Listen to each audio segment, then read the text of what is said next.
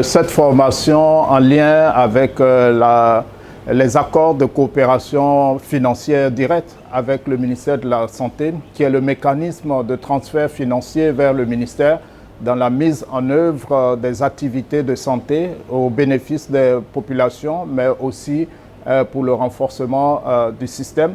Donc c'est un mécanisme important de coopération qui exige qu'on la révise, qu'on l'améliore, mais surtout que les acteurs qui mettent en œuvre les activités puissent savoir les différents processus, les pratiques pour une gestion efficiente, mais surtout pour une redevabilité. Et nous nous réjouissons que cette approche-là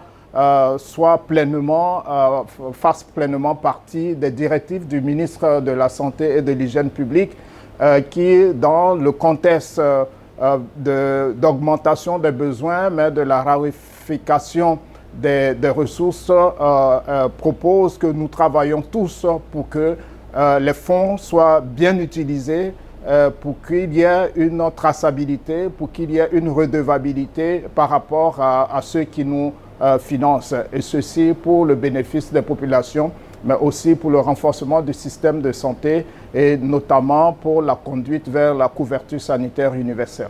Le renforcement de capacité de nos différents acteurs, des comptables et des gestionnaires sur les procédures, sur l'accord de coopération financière directe, plus connu sous le nom de DFC.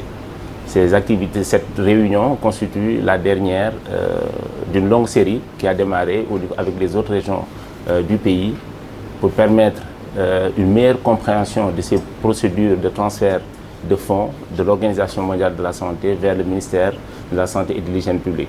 Cela va considérablement améliorer nos capacités de gestion, mais également nos capacités de rendre compte et renforcer la redevabilité et la confiance des partenaires envers l'État du Sénégal et plus particulièrement le ministère de la Santé et de l'Hygiène publique.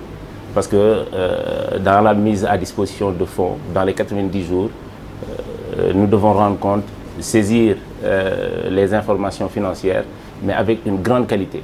Je pense que ces échanges permettront une meilleure compréhension de ces procédures par nos gestionnaires et comptables et permettra vraiment de renforcer cette collaboration entre nos deux institutions. Et permettez-moi, au nom de M. le ministre de la Santé et de l'Hygiène publique, de remercier M. le représentant résident de l'OMS pour son engagement, mais pour ses appuis multiformes à l'endroit du ministère de la Santé et de l'Hygiène publique.